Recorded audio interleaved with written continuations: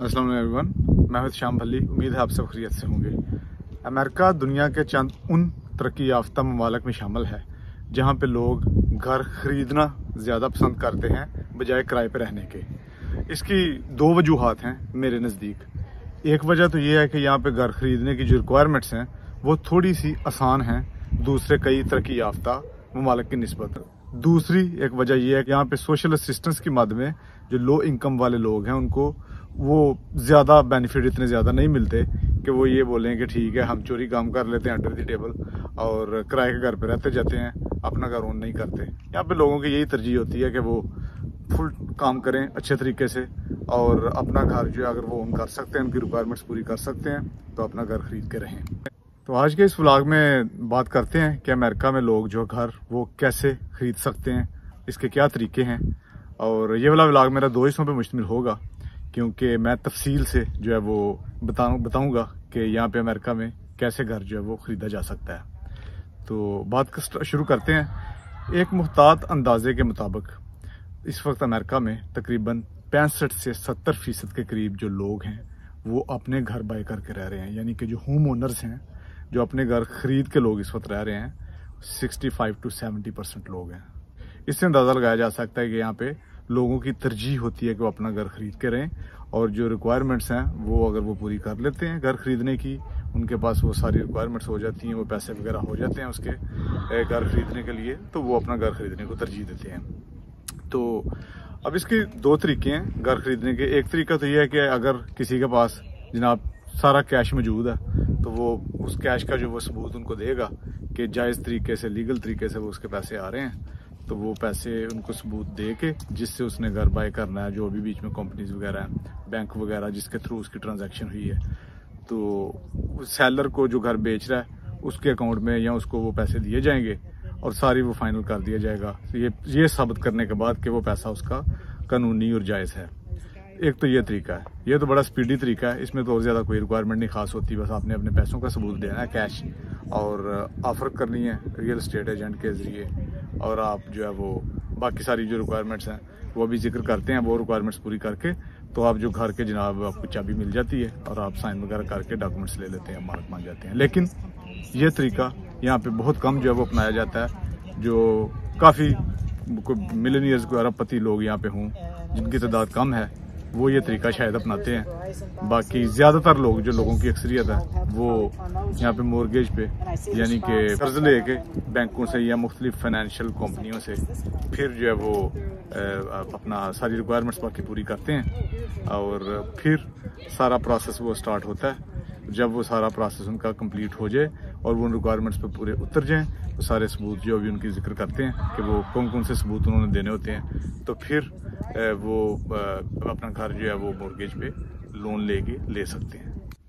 अच्छा जनाब, जैसा कि मैंने बताया कि यहाँ पे जो ज़्यादातर तरीका अपनाया जाता है वो ये है कि मॉर्गेज पे घर लिए जाते हैं किसी फाइनेंशियल इंस्टीट्यूट से, यानी वो अदारा या जो कि फाइनेंस डील करता है और जिसके ज़रिए आपको जो कर्ज़ है वो घर लेने के लिए मिल सकता है, चाहे वो बैंक हो या कोई प्राइवेट अदारा हो।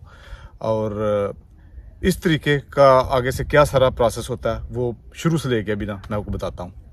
तो सबसे पहले जनाब अपने मार्केट में अगर आप समझते हैं कि आप तैयार हैं घर खरीदने के लिए, आप इस पोजीशन में हैं कि आप घर खरीद सकते हैं, आपके पास डिपॉजिट मौजूद है कैश की शक्ल में कुछ, और जिससे आप जो घर की जो क्लोजिंग कास्ट होती है वो कवर कर लेंगे और आप जो घर का एडवांस जो है वो डिपॉजिट की सूरत में कुछ होता है उनकी परसेंटेज लोन वालों की वो आप दे सकते हैं, तो फिर आप समझ लें कि आप घर खरीदने की पोजीशन में हैं। उसके लिए सबसे पहले आपने मार्केट सर्च करनी शुरू करनी है कि आप किस इलाका में और कितनी रकम तक का जो है ना वो घर खरीद सकते हैं। यहाँ पे रकम से मुराद मेरी ये नहीं है कि आपने सारा रकम, जैसे मैंने बताया कि आपने कैश नहीं देना, ज़ाहिर है आपने कर्ज लेना है, तो उससे मुराद ये है कि आपको अंदाज़ा होता है या आपको अंदाज़ा होना चाहिए कि कितना कर्ज आप अफोर्ड कर सकते हैं। मिसाल के तौर पे अगर $5 लाख तक का घर है तो उसकी जो अंदाज़न पेमेंट है महीने की इंटरेस्ट रेट के हिसाब से वो होती है, लेकिन अंदाज़न अगर मैं बात करूं तो वो अगर फॉर एग्जांपल मिसाल के तौर पे $3000 है एक महीने की, वो आपने देनी है, ठीक है, घर की जो आपकी किस्त है। तो आपने वो सारा कैलकुलेट करना है कि आप किस हद तक और कितना घर चाहिए, फिर आपकी फैमिली कितनी है आपको 3 बेडरूम चाहिए, 4 बेडरूम चाहिए, कितने बाथरूम होना चाहिए, किस इलाके में चाहिए, ये सारा कुछ आपने सर्च करना है। उसके बाद आपने जो है वो एक रियल एस्टेट एजेंट जो प्रोफेशनल बंदा है, जिसके पास लाइसेंस है, जो कि प्रॉपर्टी का काम करता है, घर खरीदने का, बेचने का, जिसको पता है, उससे कांटेक्ट करना है। वो देखना है कि किस को आप हायर करना चाहते हैं, ठीक है। तो वो जनाब आपने उसको हायर करके फिर अपने मार्केट सर्च करके उसको अपना बताना है कि ये जी मेरा क्राइटेरिया है और मैं चाहता हूँ कि मुझे इतनी रेंज में जो है ना वो घर मिल जाए यहाँ पे, इस एरिया में, इस इलाके में जहाँ पे आप लेना चाहते हैं। तो वो फिर आपकी साथ हेल्प करेगा रियल एस्टेट एजेंट। वो आपको साथ साथ जो है ना वो बताएंगे इस एरिया में अच्छा ये वाला घर आ रहा है, ये मेरे ख्याल में आपकी प्राइस रेंज में है, ये ऐसी पोजीशन में आप इसको ले लें। वो फिर आप साथ साथ देखते जाएंगे।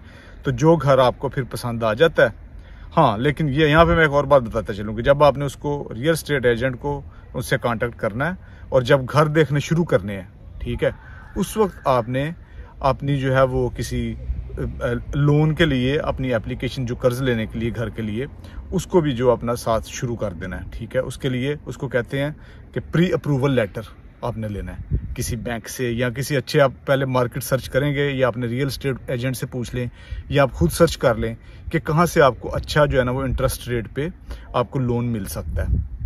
तो आप वो लोन वाले से कांटेक्ट करेंगे, उससे रब्ता करेंगे जो आपको कर्ज देता है, वो चाहे बैंक है या कोई और अदारा है जहाँ पे आप समझते हैं कि आपको अच्छा रेट मिल रहा है इंटरेस्ट का।